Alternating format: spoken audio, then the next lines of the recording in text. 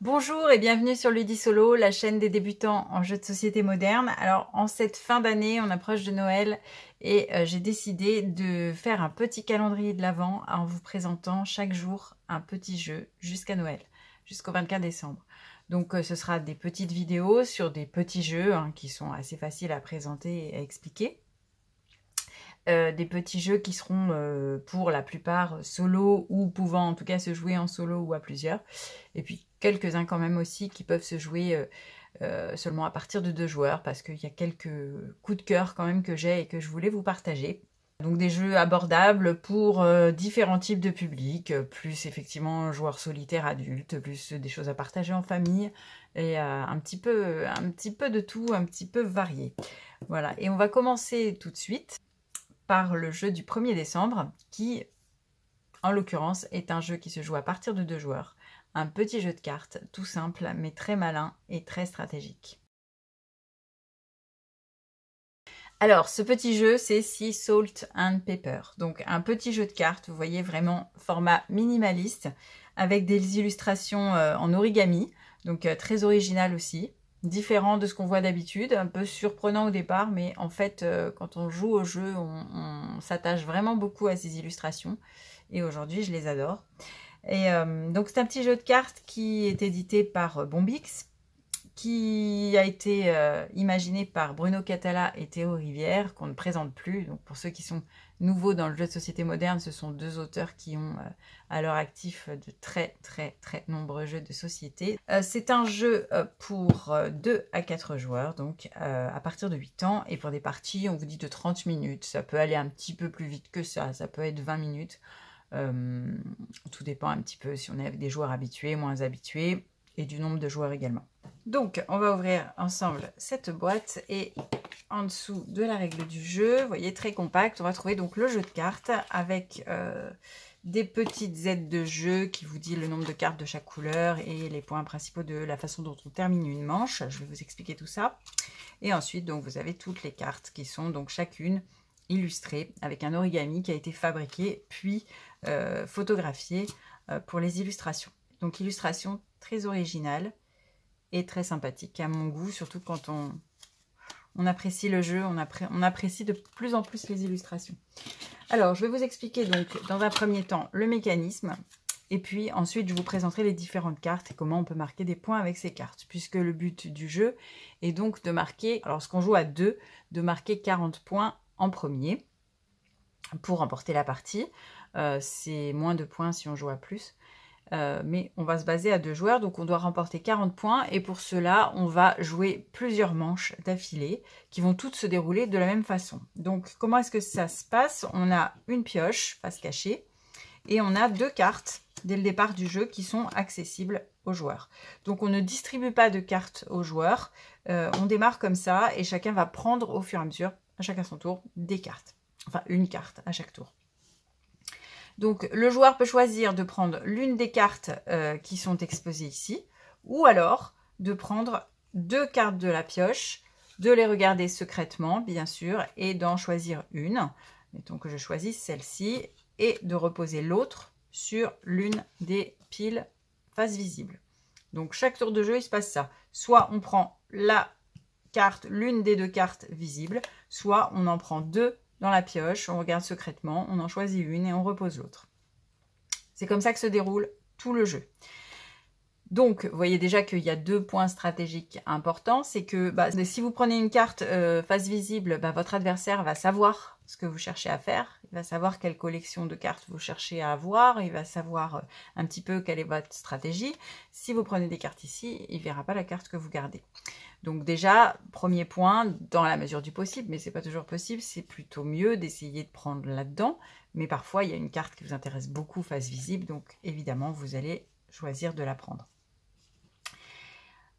Deuxième point stratégique également, quand vous avez pris vos 2 cartes et que vous allez en laisser une des 2, parfois les 2 vous intéressent et le choix est difficile, eh bien vous allez la reposer. Alors déjà, sachez qu'elle va devenir accessible à votre adversaire et d'autre part que vous allez pouvoir la poser sur l'une des piles en masquant la carte précédente et en empêchant donc l'accès à la carte précédente. Donc si vous savez que votre adversaire a déjà un bateau, vous ne voulez pas qu'il ait un deuxième bateau, parce qu'on va voir que les bateaux fonctionnent par paire, ben vous aurez plutôt intérêt à poser votre poulpe ici pour empêcher l'adversaire de prendre le bateau au prochain tour. Vous verrez qu'il y aura des moyens de récupérer éventuellement une carte du dessous, mais c'est limité, on ne peut pas le faire très souvent. Voilà, et donc vous allez continuer comme ça. Donc vous voyez, aspect stratégique déjà de est-ce que je prends plutôt ce qui est caché, est-ce que je prends plutôt ce qui est visible et comment je bloque mon adversaire pour pas qu'il puisse avoir accès à certaines cartes visibles. Donc le jeu va se dérouler comme ça, chacun son tour, on va faire ça, on prend une carte. Le jeu peut s'arrêter lorsque un joueur dispose d'au moins 7 points.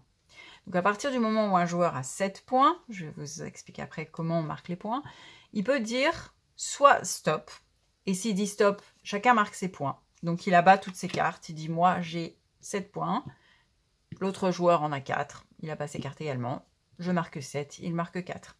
Et on passe à la manche suivante. Mais il peut aussi dire dernière chance.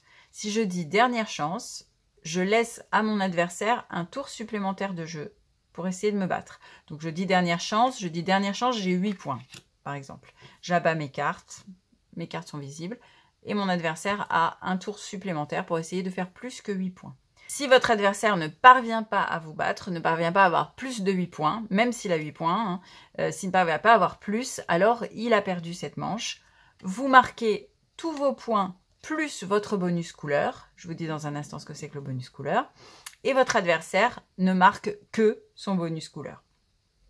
Qu'est-ce que le bonus couleur? C'est le nombre de cartes que vous avez dans la couleur que vous avez le plus dans votre main. Admettons que vous avez 3 cartes bleu clair et les autres cartes sont toutes chacune d'une couleur. Eh bien, vous avez 3 cartes bleu clair, c'est votre couleur majoritaire. Donc, vous avez un bonus de 3 à la fin de la manche. Donc, rappel, si vous avez gagné votre pari de la dernière chance, vous gagnez tous vos points plus votre bonus couleur et votre adversaire ne gagne que son bonus couleur. Donc encore un point stratégique, lors de la dernière chance, s'il sait qu'il n'a pas les points, il n'aura jamais les 8 points, il va falloir qu'il essaye dans son dernier tour, au contraire d'accumuler, si possible, une carte ou deux de plus d'une couleur qu'il a majoritaire, pour avoir un bonus couleur au minimum le plus important. Si en revanche il a plus de 8 points et vous bat, eh bien c'est lui qui va marquer son total de points et vous n'allez marquer que votre bonus couleur. Voilà, donc vous voyez que c'est assez stratégique parce que vous pouvez stopper pour dire je stoppe, je prends mes points, chacun prend ses points. Mais dans ce cas-là, on n'avance pas vite. Et puis, c'est pas très drôle de faire que stopper. Ou alors, vous dites dernière chance quand vous pensez que vous êtes largement devant et que vous avez une chance de faire beaucoup de points parce que vous allez faire tous vos points plus votre bonus couleur et votre adversaire ne va faire que son bonus couleur. Donc, vous allez creuser l'écart. Et puis, ce qui est intéressant, quand on commence à bien jouer, qu'on est un peu à l'aise, c'est de ne pas stopper à 7 points. C'est de continuer, puisque rien ne dit qu'on stoppe dès qu'on a 7 points. On n'est pas obligé. On peut très bien continuer jusqu'à 10, 12, 13 points. On va essayer de continuer le plus longtemps possible. Quand on voit qu'on pense qu'on a plus de points que l'adversaire, mais ça se joue à pas grand-chose, mais on veut marquer un très grand score d'un seul coup, eh bien, on peut essayer de continuer. Alors, on se regarde, on prend chacun une carte, on n'arrête jamais le jeu, personne dit stop, personne dit dernière chance, jusqu'à un moment où quelqu'un le dit. Et là, on découvre que j'ai 15 points, mais mon adversaire en a 16 et il a gagné. Voilà, donc c'est ça qui est le plus génial dans ce jeu, c'est quand on commence à essayer de tenter jusqu'au maximum de là où on peut aller, et parfois on perd tout, d'autant plus que vous allez voir, il y a certaines cartes qui vous permettent de voler une carte à votre adversaire, donc parfois vous avez accumulé énormément de points, et si on vous vole la mauvaise carte, eh bien vous pouvez retomber, et là votre adversaire vous écrabouille lors de cette manche. Alors, je vais vous présenter rapidement les différentes cartes et comment on peut faire des points avec ces cartes. Donc, vous avez ici des cartes qu'on peut collectionner pour obtenir des points en fonction du nombre de cartes d'un même animal ou d'un même objet qu'on a. Et puis, vous avez des cartes qui vont fonctionner par paire et qui vont vous donner des capacités spéciales pour faire des actions supplémentaires. Donc, dans les collections, vous avez les coquillages. Donc, les coquillages, vous avez 6 cartes coquillages de couleurs différentes. Et vous voyez que la façon de marquer des points est très clairement indiquée. En fait, si vous avez une carte coquillage, vous avez 0 points. Si vous avez 2 cartes coquillage, vous marquez 2 points. 3 cartes coquillage, 4 points.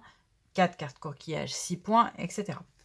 Donc voilà pour la façon de fonctionner. Vous avez, je ne vous l'ai pas dit précédemment, mais des petites annotations qui vous permettent, si des personnes ne distinguent pas facilement les couleurs, vous pouvez vous repérer grâce à ces petits symboles également. Donc c'est un jeu qui est fait pour être accessible. Deuxième collection, ce sont les poulpes. Donc vous avez 5 cartes de poulpes, un petit peu plus de points à marquer, puisque à partir de 2 poulpes, vous avez 3 points. 3 poulpes, 6 points, etc.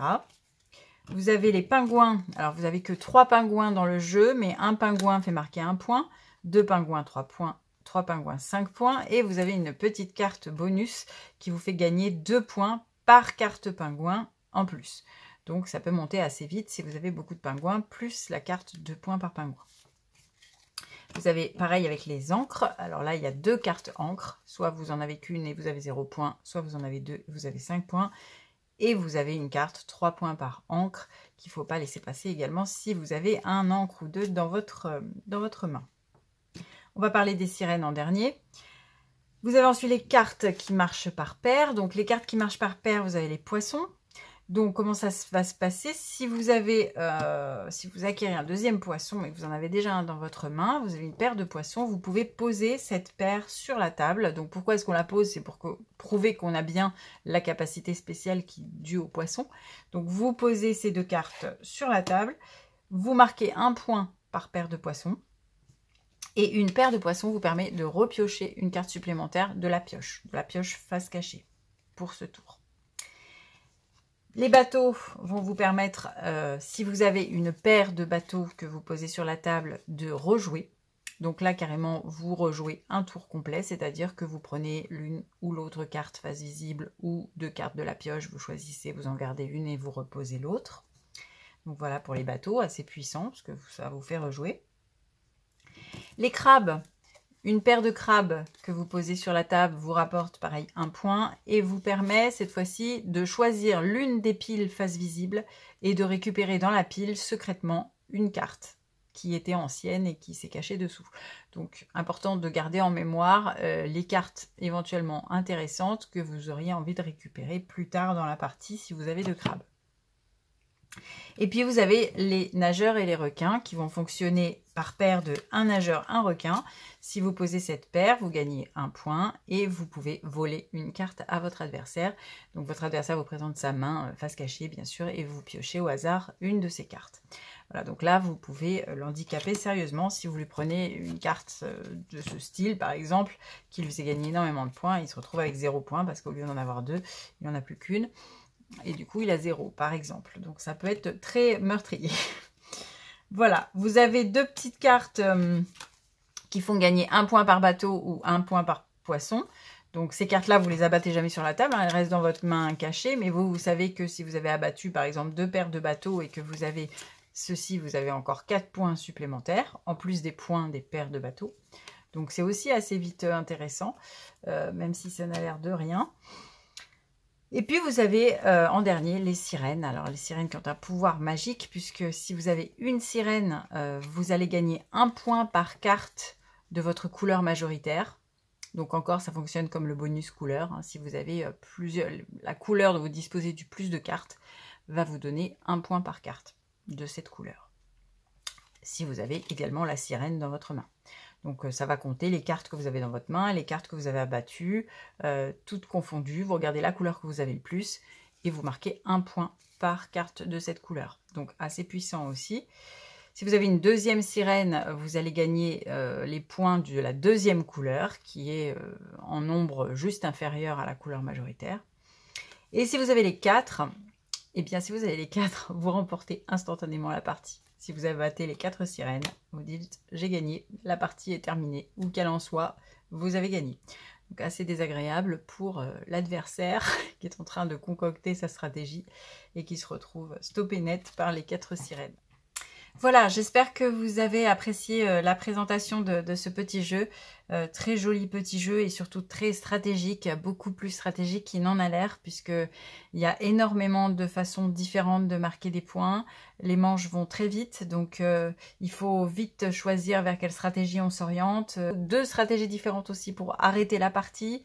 Beaucoup de réflexion très concentrée en peu de temps, parce que ça va très vite. Les 7 points sont très vite atteints. Beaucoup de suspense et de sensations de stop ou encore quand on va commencer à jouer un petit peu à un degré supérieur en continuant au-delà des 7 points jusqu'à 12, 13 points. Un peu de hasard quand même dans la pioche des cartes.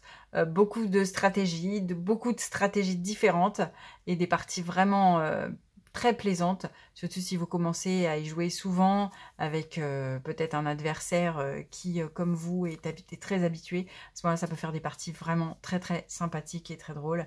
Et c'est vraiment un petit jeu que je vous conseille particulièrement.